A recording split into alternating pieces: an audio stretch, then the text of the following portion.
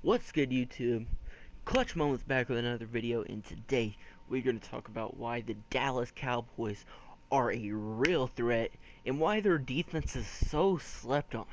It is incredibly slept on, especially from the NFL analysts. They're talking about how it could have gotten even worse. You cannot say it got worse, and I'm about to tell you why. I'm about to show you why, where our weaknesses were and where we improved on them, and why our defense and our offense is about to combine and become a dynasty. Before you call me a bandwagon, I'm from Dallas, Texas, so I live in Dallas, Texas, and I am a Cowboy fan, and I've gone through the tough days of us going 8-8. You know, the Romo era. Romo's a good quarterback, just didn't have the leadership mentality. You could say he was a better quarterback than Aikman, but like, it's just the team he had and what situation he had. But Dak's definitely taken over as the leader and as the quarterback, so we are starting the Dak dynasty. All confidence in him and Ezekiel Elliott on the offensive. So we're gonna look at the defense, right? So when we talk really linebacker, let's talk a linebacker. You have Sean Lee. Without Sean Lee, what the hell would we be? Is a very good question, because that is just a pure tackler that somehow missed out on the Pro Bowl. By vote, he should have been above. I believe. Oh, what was his name? I think Washington Redskins. I'm trying to think of his name. He just had better stats overall. But when we look at this position, left outside linebacker, we just re-signed Justin Durant. I believe it was yesterday or the day before. He's a good player. He's a good player. He considered retirement, but now, when we look at a guy that is just a really, really good player that would have been a top 5 pick if he would have been not gotten hurt and he played for Notre Dame and we took a risk on him in the second round, Jalen Smith. Jalen Smith is one of the fastest linebackers in the league. Still to this day, he clocked in at a 4.5 with his brace on too, so we know it's a potential 4.4 still. I heard from many reports yesterday that his knee is regurgitating. It's going. It's like his fucking whatever it's called. I don't even know. But you lose it if you tear something or something like that, and you gain it back. You gain the stuff you need in your knee back. Cartilage. His stuff is gaining back. He can start filling his toes. I know it's crazy. There's unfortunate injuries, but he fell in our lap and we took the right risk. When we look at Jalen Smith, if I could provide you highlights, I would. He over 100 tackles. I believe it's 120 or something like that in his last year in Notre Dame. And if he wouldn't have played that game, he was potential top 5 pick, at least a top 10. He is a solid player, and if he stays healthy with Sean Lee, those two fast, well-played linebackers on both sides, it will fit. Now, when we have the middle linebacker, which technically Jalen Smith is a middle linebacker, but I've heard there's reports that he would be a left outside linebacker to be on the edge. But we have Hitchens, Rolando McClain can't get his head out of his ass. I don't know what his deal is. Anthony Hitchens is solid. But there is something else we could do. You could say if we have like one weakness, it is the middle linebacker position. Unless we keep Jalen Smith, which I think actually could be the better option, determining because I do like Durant playing left outside linebacker than Hitchens playing middle linebacker. Jalen Smith, either way, we're going to have him on the field, which is a really nice thing, too.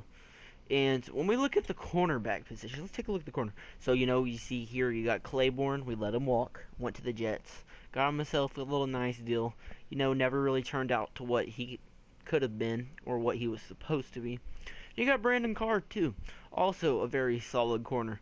We let walk to Baltimore. As you see, he hit 30. Once you hit 30, usually that's where corners go downhill from then. Not all the time, but sometimes, like Charles Woodson. He didn't go through that phase at all. I believe he won Defensive Player of the Year when he was 33, and he was still balling with Oakland before he retired at safety.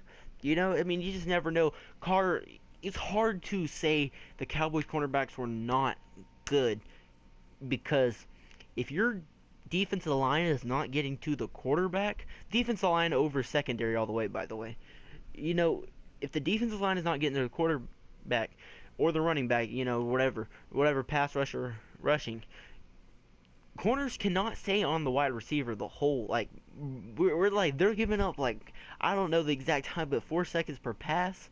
Dude, a cornerback is going to go through hell and they're going to give up yards. You cannot blame this on cornerbacks. Having a good pass rush is way more important than having a good coverage team. You know, I mean, honestly, and it's smart what they did going with Taco Charlton, old school classic Charles Haley type dude, Too Tall Jones type player, 6'7", just a straight monster, put your arms out, push you out the way type of guy. And now this guy, I'm telling you right now, people have slept on. He was hurt last year from Oklahoma. Charles Taper believes in himself, and I believe in him. I think he can be a key outside speed rusher on that defensive end. Very, very good left side defensive end. Very, very good. You know, then we're gonna get into the cornerbacks. Why are cornerbacks? We're gonna see a lot more turnovers from the Cowboys, and that's just gonna be facts. We're gonna see a lot more forced turnovers. Cause if you look at this, we're gonna start with like our first player took in the second round this year was Chidobe Awuzie out of Colorado, which very slept on player, playmaker. And when you look at the guy that went the round after him, Jordan Lewis, playmaker, playmaker, playmaker. Yes, he has a hearing coming up. Apparently, it seems like he did not do anything, assault a woman or something like that, I believe. But it seems like the Cowboys were 100% sure, which you never know with the Cowboys. But they're confident that he will not be guilty of what he did, and it doesn't seem like it was. It seemed like it was a good take.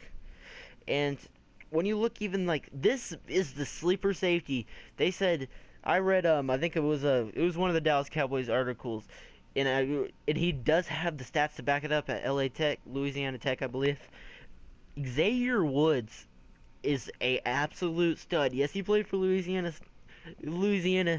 State or Tech. Damn it, guys, I can't get it off my head. But Xavier Woods is a playmaker. He is a playmaking machine. You notice how we need players who can make plays. We needed that. Carr, you know what? He's a good coverage. He'll hang on to you, but he's not going to be a playmaker. Well, I forgot. Did he have one interception last year, and that was his first one since when? 2013, his first deal of his contract, was his last great year when it comes into terms of being really a shutdown corner.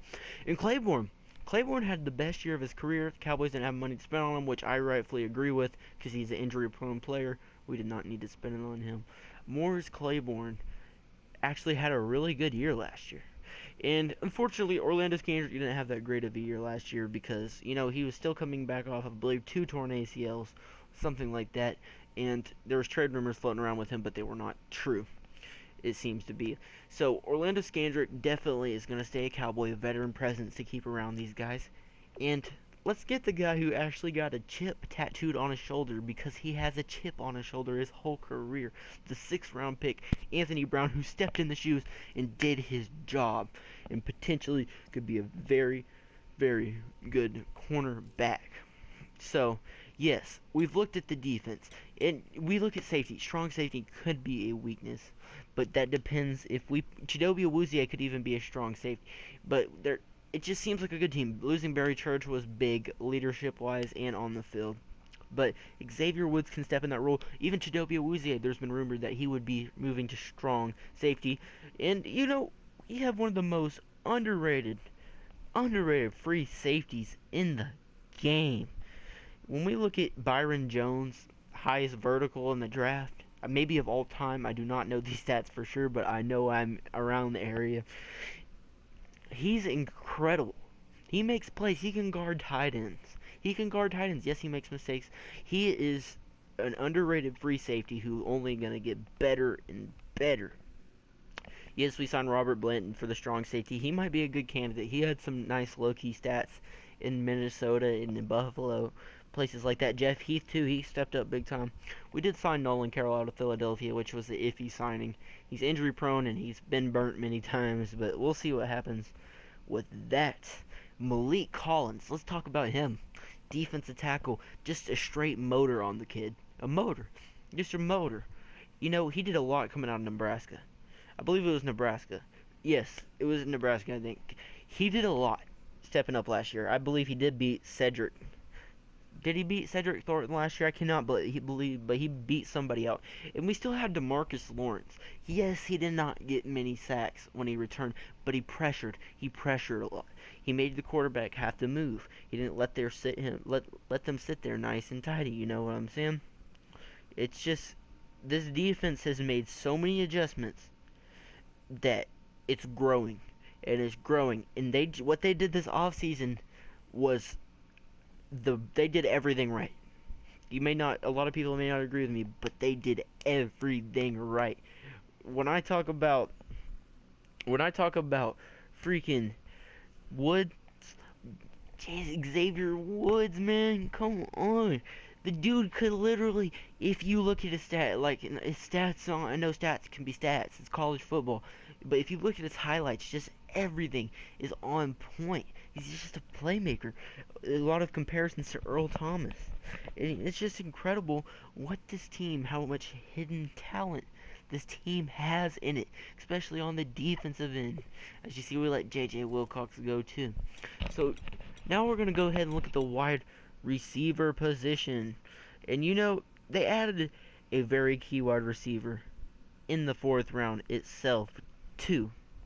When we talk about Ryan Switzer, you know, he led the NCAA or the ACC, I don't know, in punt returns. I believe it was 7 or 8 for touchdowns. Yes, he is not scared of anything. He can fumble the ball, but we don't even have to necessarily look at his punt returning. That's not what he's just here for. Just imagine 2 Cole Beasleys, all right? He is a second Cole Beasley. So say we're running the full shotgun, no running backs in the backfield, 4 receivers out, a tight end. Speaking, we'll get to Rico Gathers here in a second from Baylor, the former basketball player. You have Cole Beasley. Let's say he's on the right side, playing the right slot. Then you have Switzer playing on the left. But, I'm not a big Terrence Williams fan. I'm a Bryce Butler fan, as you see right here. He has the stuff like Dez. He's taller. It's just something goes on. Is either he does not run routes well or something, but he's got such potential. And we stole him from Oakland that year when we went 4-12 a few years ago. And Terrence Williams is a solid player. He doesn't show up much during the season, but guess what? He does show up in the playoffs.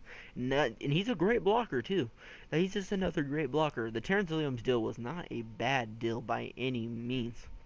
So, there's 4-5 really, really, really, really good wide receivers on this Cowboys that just opens up even more. This offense got even more dynamic.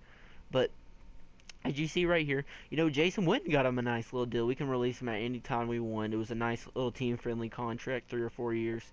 But we got the guy right after him. Yes, the 6'8", 290-pounder Rico Gathers from Baylor. He played with Baylor, very dominant power forward / center. I've seen him practice at the Cowboys. Dang, looking at film, I've watched his film, watch him grow, because he didn't play football since middle school, I believe, for 7th grade.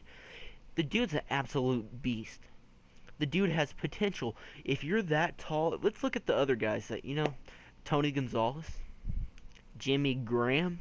This dude's 6'8". I want to see Jimmy Graham's height real quick. Let's go ahead and look at Seattle. So Jimmy Graham's 6'7". Okay, they're similar. Maybe weight's a little bit of an issue. Okay, we can't go back and look at Tony Gonzalez, but let's look at one of the pretty much the most dominant tight end in the game. He's 2 inches taller than these guys. Yes, he may weigh a little more. I feel like he can also be dominant on the offensive line. There's so many great players on this team, guys. People need to start realizing how much of a force this team could be, how much of a threat, how much of a they're gonna win the NFC, and it's facts. Okay, who is going to stop them?